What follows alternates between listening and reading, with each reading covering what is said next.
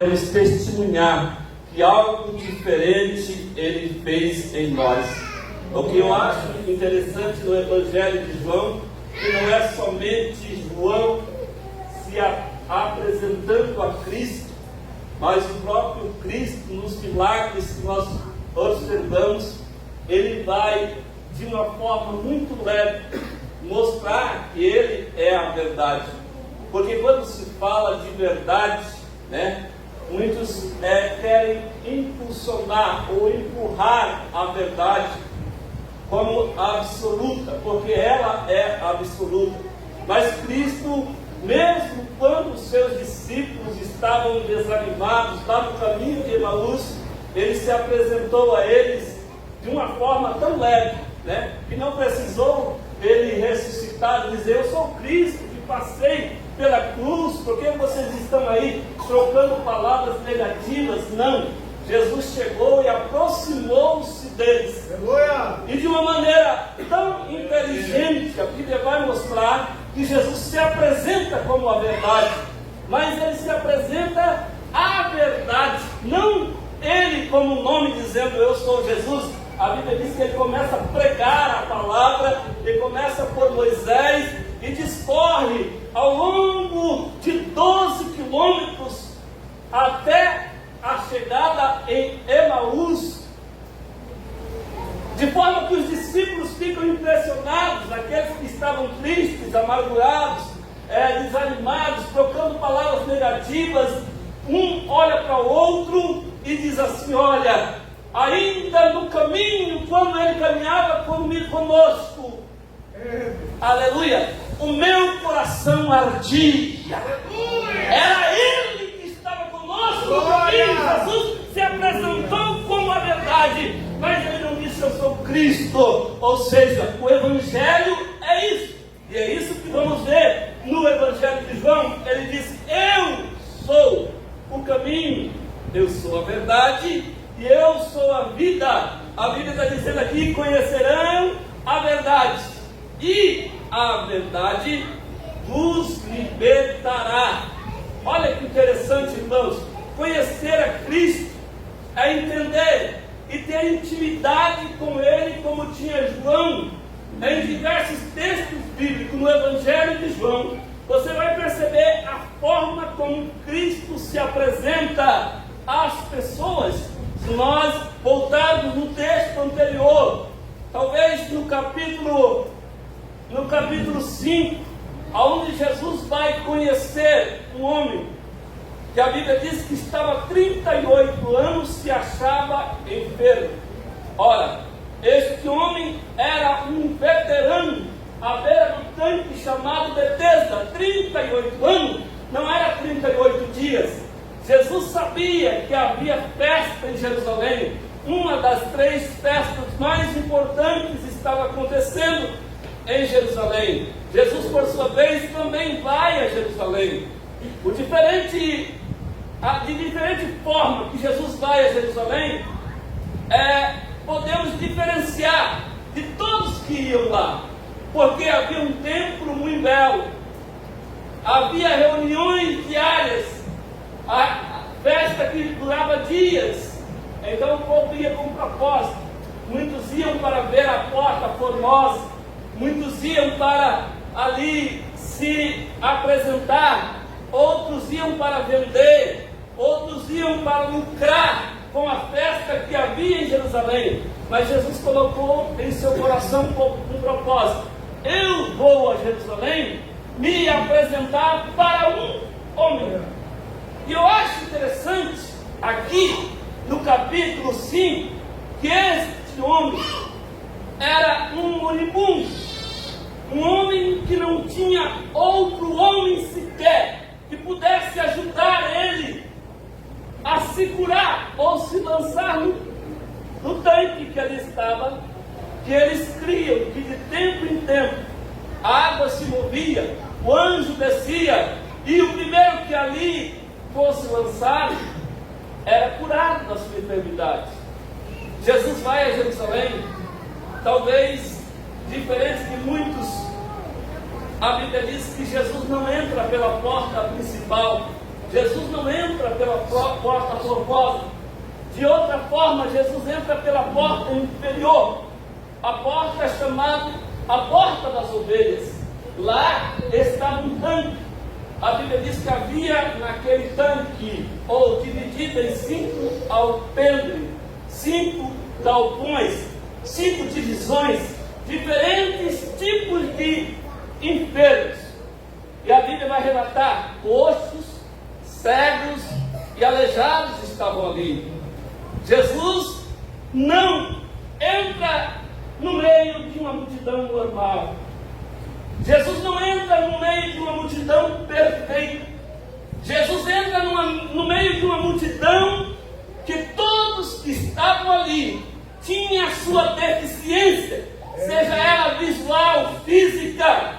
Era uma cena traumática de se ver. Não era algo comum, porque você está no meio de uma multidão perfeita, como nós estamos aqui. Você vai ver que todos conseguem se locomover, todos conseguem andar, todos conseguem ver. Mas aquela multidão era uma multidão de pessoas carentes, necessitadas. Jesus não vai para se apresentar no templo, na pregação de sábado de manhã. Não, Jesus vai direto pela porta inferior. E ele foi lá por causa de um homem. Aleluia! Ele não foi por causa de uma multidão. Jesus poderia curar muitos naquele lugar, mas ele disse: eu vou lá por causa de você. Você pode glorificar a Deus por isso? Entrou pela porta inferior. E a Bíblia diz que ele vai direto no homem. E eu fico imaginando, irmãos, um homem perfeito como Jesus entrando, andando, caminhando normal no meio de uma multidão, todo mundo deficiente. E ele vai direto no homem. Ele sabia, porque a Bíblia diz: Jesus, vendo-o e sabendo que estava naquele estado já há muito tempo, Jesus simplesmente faz uma pergunta para ele: ei, tu queres ficar santo? Ora, tu queres ficar curado hoje? Aquele homem se lembra da sua limitação, ele se lembra das suas misérias. Ele disse: eu não tenho um homem sequer que, quando a água é agitada, me lance no tanque. Mas eu acho interessante no texto bíblico, no capítulo 5, que o homem diz assim: mas quando eu vou, desce outro antes de mim.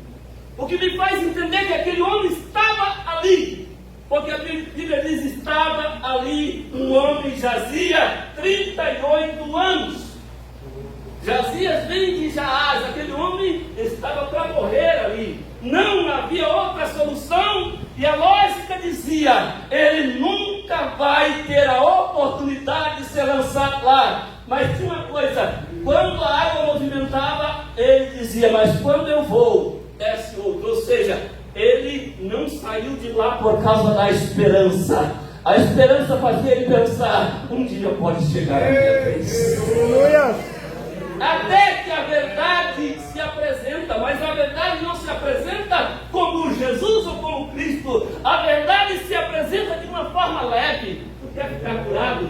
Tu quer receber a bênção? Tu quer saber quem eu sou de verdade? Eu estou aqui para te curar. Eu estou aqui para te tocar. Eu estou aqui para mudar a tua história. A verdade não chega dizendo: eu sou Jesus. Porque muitos se apresentam com a verdade, querendo manifestar e mostrar o seu nome. Mas Jesus já é o nome. Ele disse: em meu nome expulsarão demônios, falarão novas línguas. Aleluia. Em meu nome vocês curarão os enfermos. Jesus nunca chegou nas sinagogas, na sua pregação, dizendo: eu sou Jesus. Não, ele chegou pregando o Evangelho. É o Evangelho que transforma a vida. Se você quer ser abençoado, pregue o Evangelho. O Evangelho é simples assim. É a verdade que liberta. Aleluia! Aquele homem não quis saber. Ele olha, eu não tenho um homem que quando a água movimentada me lance lá, e quando eu vou, desce outro antes de mim. Jesus olhou para ele e disse assim: então levanta, pega a tua cama, simples assim, e vai. Aquele homem de 38 anos, já pensou, irmãos? Aleijado, 38 anos em cima de uma cama, talvez dependendo de alguém, nas suas necessidades físicas, cheirando mal, com dificuldade, numa cama miserável, que ele esteve sobre ela por 38 anos, agora ele levanta-se, pega aquilo que ele estava sobre e coloca sobre ele, e a Bíblia diz que ele sai caminhando. Mas ele não conhecia a verdade que se apresenta aqui. A verdade resolveu o seu problema, mas ele não sabia quem era. Aí ele vai para o meio da rua, sentindo a porta principal, a porta formosa, carregando uma cama sobre os seus ombros. A Bíblia diz que Jesus precisou se retirar de lá. Não sou eu que estou dizendo, a Bíblia diz que ele precisou se retirar de lá por causa da multidão. Não a multidão perfeita, a multidão de enfermos. Ora, se ele recebeu, eu também quero. Mas Jesus tinha proposta, eu vim para cá esse, e eu vou embora.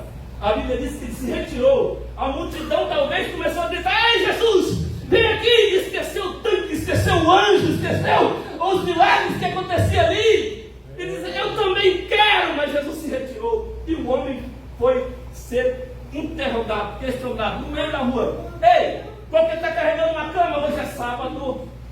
Não tinha visto carregar esta cama. Ele disse: olha, meio da multidão de enfermos miseráveis, vocês não foram lá, mas ele foi, e ele mesmo me disse: pega a tua cama e anda. Então ele disse assim: quem é este homem? Agora o que foi curado não sabia. Então Jesus não fez questão de dizer a ele o porquê ele estava fazendo aquilo. Jesus fez por nós, pela misericórdia que ele tem por nós, é pela graça que sois salvo. Isso não vem de vós, é dom de Deus. Aleluia! Glória a Deus! O que significa que aquele homem passou. Você vai ver o restante do texto sendo interrogado. E Jesus se retirou, e aquele homem se afastou de Jesus, entrou no templo. A Bíblia diz que carregando a sua cama, e lá estava aquele homem, e o próprio Jesus é que faz questão de ir atrás dele, porque Jesus tinha um propósito. Ele disse: eu vim aqui para fazer a obra, e a obra que eu faço é completa. Você pode glorificar a Deus por isso? A obra que Ele faz na tua vida é completa. Jesus não faz o serviço pela metade. Aleluia. Se Ele veio para se apresentar a você, você vai sair daqui sabendo quem é Ele. Aleluia. Jesus vai procurar o homem. Agora o homem está lá num canto, não sei se na nave da igreja, do templo, do grande templo, não sei se lá no altar, mas ele estava num canto sendo interrogado. E Jesus está procurando: aonde está aquele que eu curei? De repente Jesus avista. A Bíblia diz que Jesus vai até ele novamente. E Jesus dá a mão para ele e diz assim: sou eu, Jesus, quem te curou. Não peques mais, para que não te suceda coisa pior.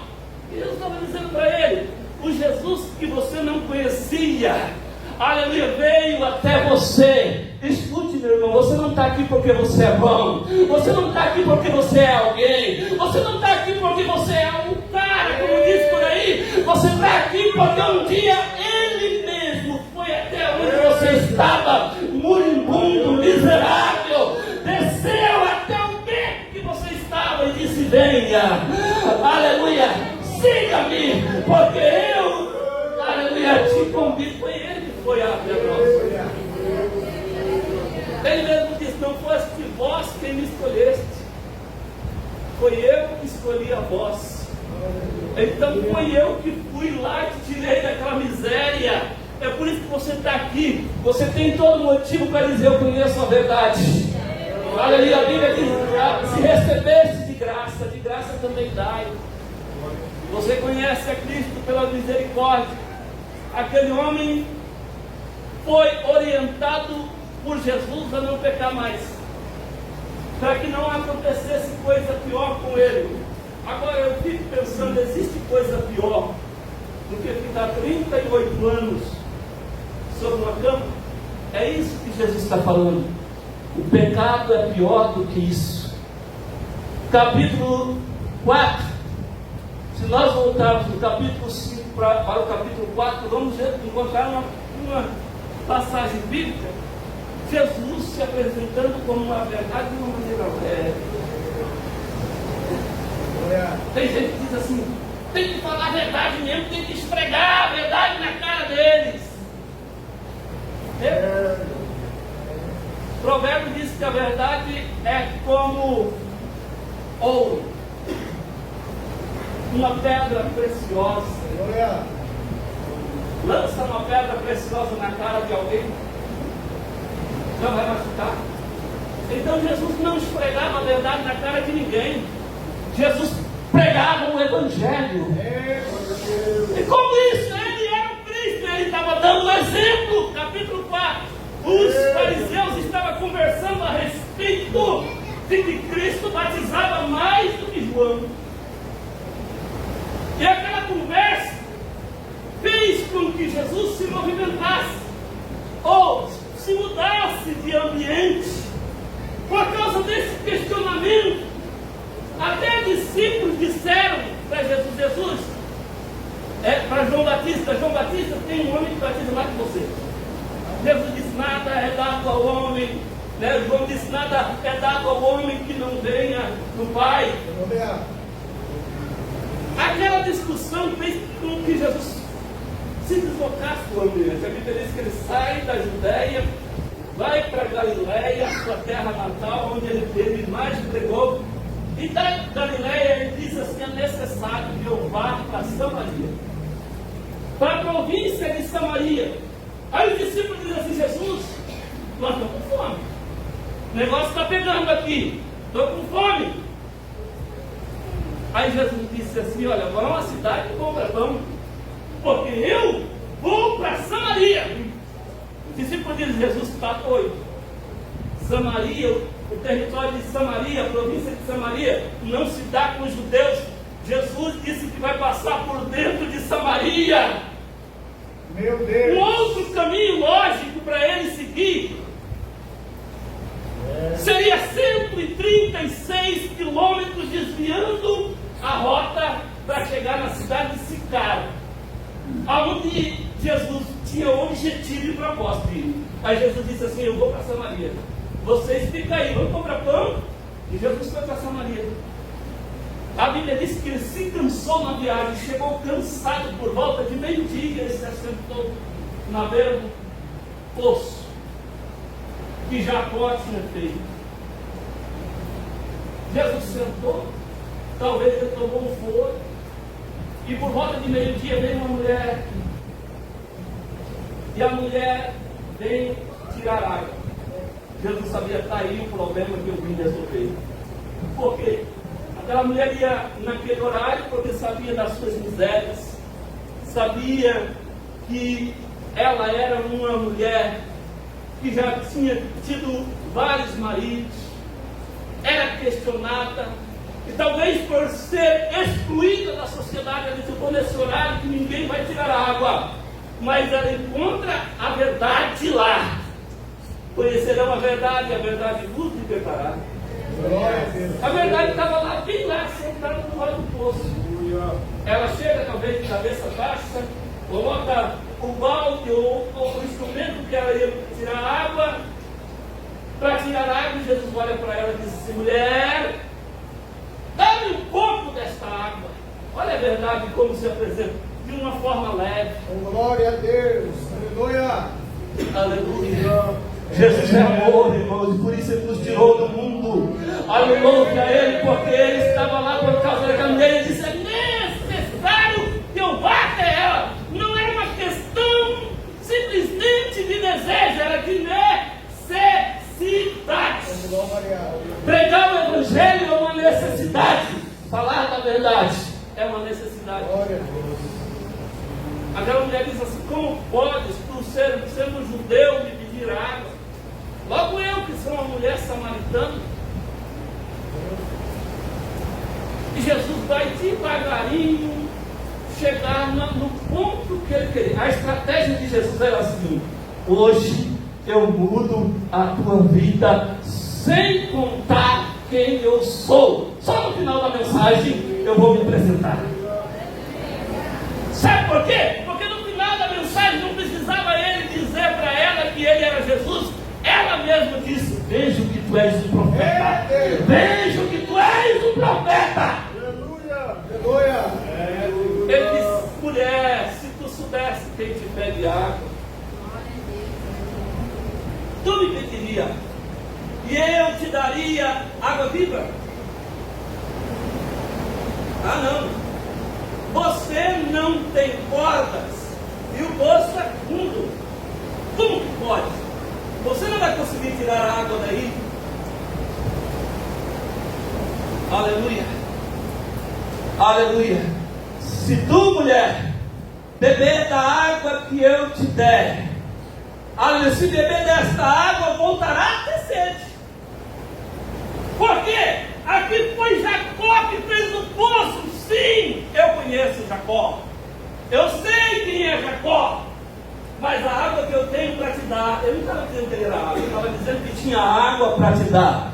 Olha, você quer pregar o Evangelho, você tem que ter o Espírito Santo na tua vida. Porque o Espírito convence o homem. Eu tenho água para te dar, mulher.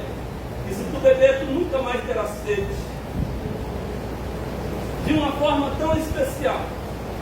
Aquela mulher foi evangelizada por Cristo. Porque Jesus olha para ela e diz: então, mulher, vai lá e chama teu marido. Se você pensa, talvez, se você pensa que eu estou aqui nesse lugar, é perigoso, no maior diálogo que Jesus teve na Bíblia com uma mulher, foi aqui, no capítulo 5. Foi o maior diálogo que Jesus teve com a mulher. Mas Jesus sabia o que ele queria. Vai lá e chama teu marido. Ela disse assim: eu não tenho marido.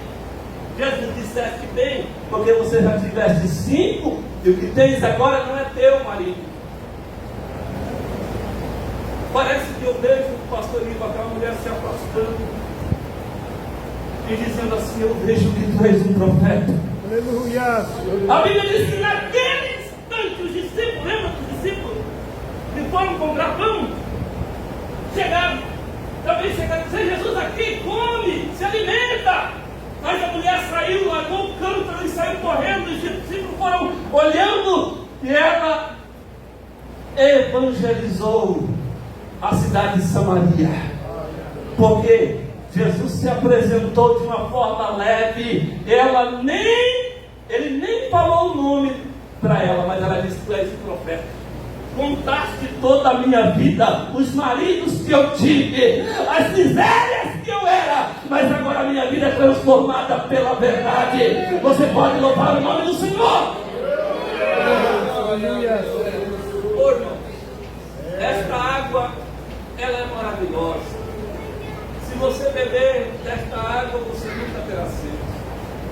É tão interessante quando nós falamos sobre água na Bíblia.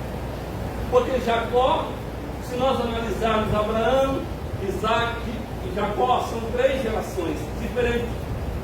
Mas eles tinham por costume um ofício, quase que um ofício especial.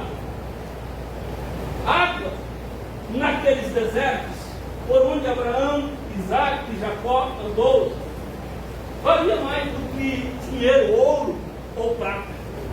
Porque não tem. Lugar que não tem água é um lugar miserável. Por isso Abraão tomou por ofício cavar poços. Depois depois Jacó, Isaac também aprenderam a cavar poço. Aquele poço em especial que a mulher samaritana estava lá, há muitos anos atrás era Jacó que tinha cavado. Até então eles faziam uso daquela água. Se você voltar no capítulo 20 do livro de Gênesis, você vai ver que Abraão, ele cavou poços, muito especialmente na cidade de Gerar, a cidade maior dos filisteus, aonde reinava Abimeleque. Abraão passou lá quase 100 anos antes de Isaac. 100 anos por quê? Quando a Sara teve Abraão, teve Isaac, ela já tinha 99. Então, 100 anos depois, a Bíblia diz que houve seca na terra, no capítulo 26, da mesma forma que houve nos tempos de Abraão. Não é diferente. Capítulo 26, a Bíblia diz que Isaac se levanta por causa da fome e vai para a cidade de Gerar, a cidade principal dos filisteus. E o que ele vai fazer lá por causa da fome? Ele chega e sabe o que ele acha lá, pastorinho? Alguns poços. Os filisteus não davam importância àquilo que Abraão tinha feito no passado. Ou seja, o legado de Abraão era ignorado pelos filisteus. De forma que Isaac chega e olha os poços, está todo entulhado. Os filisteus entulharam, pô, sabe o que é entulhar? Os irmãos aqui sabem o que é entulhar? É pegar coisas, lixo, entulhar. Jogaram dentro do poço, não deram valor. Aí Isaac chegou na terra, no tempo de seca. Ele disse: papai passou por aqui, eu sei quem é papai. Ele furou o poço aqui, e se ele furou é porque dava água. A Bíblia diz que começou a entulhar. Tem gente que quer ser abençoado, quer receber água, mas não quer trabalhar. Sabe o que é isso? Isaac começou a trabalhar, desentulhar o poço. A Bíblia diz que deu água e deu água boa. Isaac ficou folgado na terra. A Bíblia diz que ele ficou rico, irmão. Enriqueceu tanto, mas ficou tão rico. Olha aqui para mim.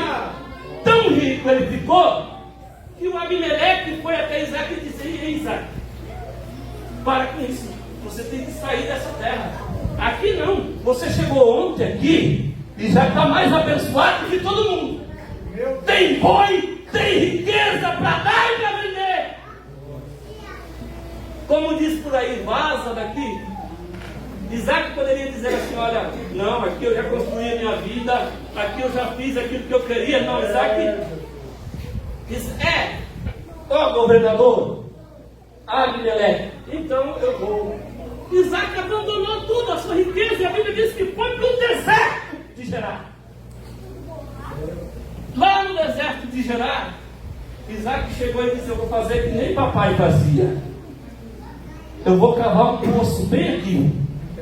A Bíblia diz que ele cavou um poço e deu água. Você pode glorificar a Deus no meio do deserto. Deu água. E água boa.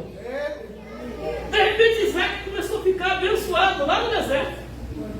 Aí os servos de Abimeleque olharam e disseram assim: Isaac está lá no deserto, mas está muito próximo de nós ainda. A Bíblia diz que os servos de Abimeleque foram lá e começaram a brigar com os servos de Isaac. E por causa da briga, Isaac colocou o nome daquele poço de confusão. E ele disse: eu não vou ficar mais aqui. Abandonou toda a sua riqueza. Sabe o que eu estou dizendo aqui, irmãos? Quem busca aquilo que quer, espiritualmente não se preocupa com o que é material. Por quê? Porque ele está na direção de Deus, que é dono do ouro e da prata. Você pode adorar a Deus por isso? A verdade sendo se apresentada de uma forma leve. Sabe o que está acontecendo aqui? Isaac foi mais para frente, abandonou, colocou o nome de confusão, dizendo: não quer confusão. Então, meu tempo aqui findou. Não tem que brigar. Vai chegar o tempo que Deus vai te tirar daqui. Mas tem uma coisa: olha para frente e diz assim: lá na frente eu serei abençoado da mesma forma. Isaac andou mais um pouco e foi para a divisa. Porque Deus disse lá para ele: ó, você vai ficar em Gerar, só não ultrapasse a divisa do Egito. Não passe pela fronteira do Egito, porque o Egito, sabe, é o mundo. É isso que Deus está falando. Se você não for de volta para o mundo, fica na fiação de Deus. Aonde Deus te mandar, você será próspero e abençoado. Andou mais um pouco, parou, desarmou as suas tendas, seus servos, e cavou outro poço. O segundo poço cavou, e a Bíblia diz que deu água. E água boa. Vamos glorificar o nome do Senhor. Ficou tão boa que a Bíblia diz que ele prosperou e ficou rico naquele lugar de novo. Ora, o homem fica rico da noite para o dia. E não é jogo do bicho, não. É Deus na vida dele. Isso. Então o passo dele disse assim: agora nós vamos se instalar aqui. E a Bíblia diz que os servos de Abimeleque disseram ainda: você está muito próximo de nós. Sai logo das nossas terras. Isaac vai cavar o terceiro poço. E a Bíblia diz que ele foi mais além e cavou o terceiro poço no deserto. E a Bíblia diz que deu água. E água boa.